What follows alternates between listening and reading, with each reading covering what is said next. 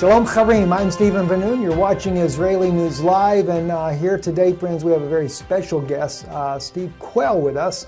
And you know, we've been getting into this subject about the Nephilim, or the fallen angels, the Raphaim, the different types of giants that are on the earth. And of course, as I mentioned to you several times here recently, looking at the prophecy that Jesus says in Matthew 24, is that it appears that we are going to have a repeat of these giants coming here in the last days. As Jesus clearly says when he talks about the wars, rumors of wars, the nation against nation, kingdom against kingdom, that was only the beginning of sorrows. So what's coming next? He goes into a little bit further in the chapter. He talks about around verse 35 or so, that as it was in the days of Noah, so shall it be in the coming of the Son of Man. He talks about the eating, the drinking, the giving in marriage, as we've shared with you. Go back to Enoch, you find out what they were eating. It was human beings. They were drinking human blood, and the marriages were not necessarily consensual marriages either.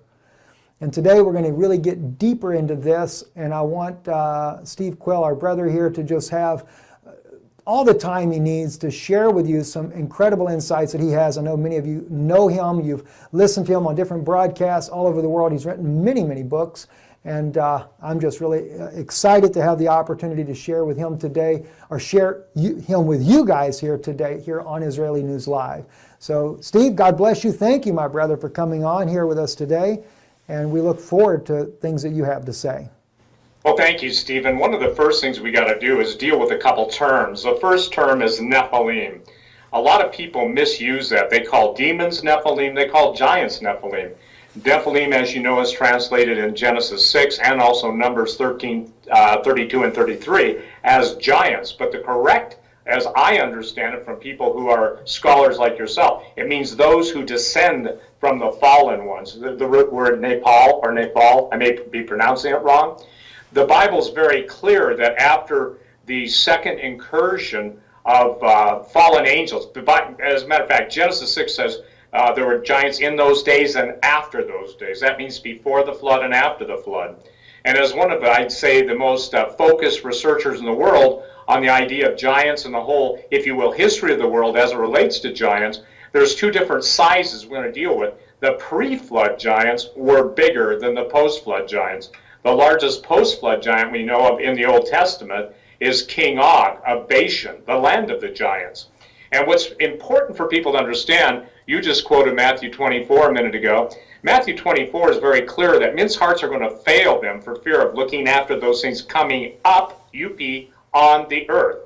We know in Matthew 24 it's coming up on the earth, and in the book of Revelation it's coming down on the earth. Woe unto you, inhabitants of the earth, for your enemy, or the devil, has great wrath, knowing but his time is short. And I think to put this into perspective, people have got to understand, we are not talking about large human beings, of which many of the circus freaks were, and they may have had a glandular disorder, but we're talking about historic reality and people and those giants whose bones are even with us today.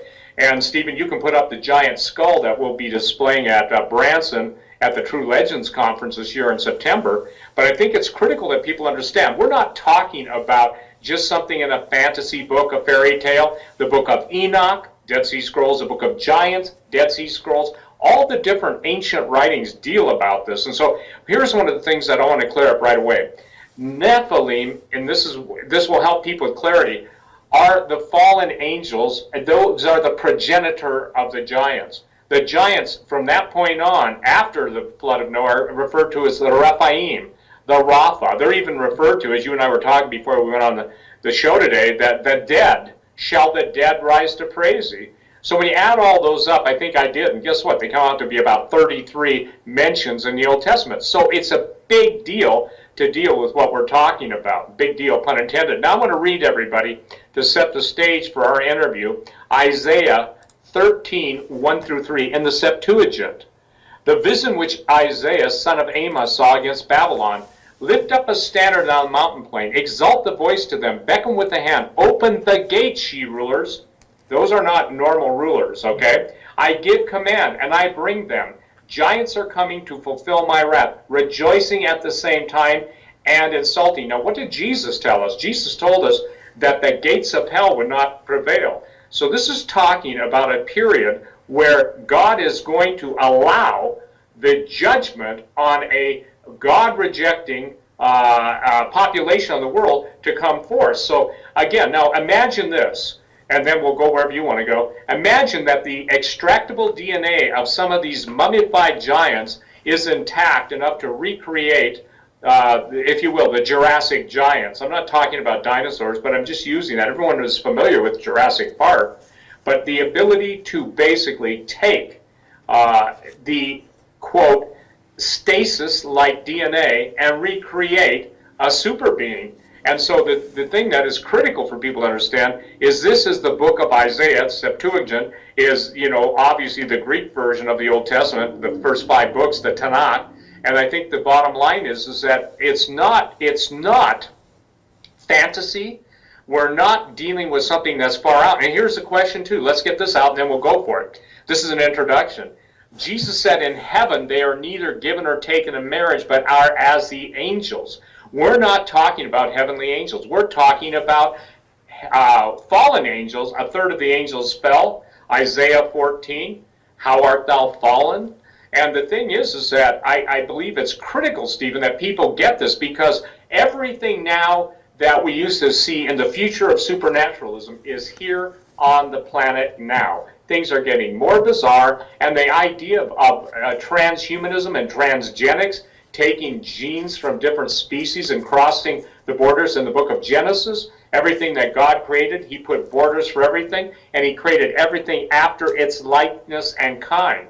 And so what the devil tried to do, obviously by polluting the seed of woman, is to prevent the redemption of the Redeemer through Jesus Christ. So at this point, I think this is critical. I think it's so critical that if you were to ask me, Steve, after all the years you've been at this, 45 years, whatever, what is the thing you would say to people? I'd say this: it's happening before your eyes. All the denial in the world isn't going to keep you from dealing with it. The transhumanist agenda is basically simply this: God did a crummy job making human beings, and we're going to do a better job. Now that sounds just like the Prince of Darkness to me. And so when you're talking about the dead, I think in the Isaiah, shall the dead rise to praise thee? That word is the Rephaim, the valley of Rapha, the valley of the giants. And then you and I were talking, Stephen, about all the different Zanzumans and all the different things that end in I-M, maybe Zanzumin. But the point is that this is critical. We're in the days of Noah, and if Jesus said it's going to be that bad, and I really want to thank you for bringing this up, these guys weren't just eating and drinking, beer and barley. They were eating human beings and drinking their blood. And now, why is that relevant? Because all of the Pedogate revelations, all of the information coming out of Hollywood, their satanic ritual feasts and all this stuff, it's right back to that. So whom ye yield yourselves to, that's whose servant you become. That's exactly right. And Steve, you brought up Isaiah's prophecy there, Isaiah 14.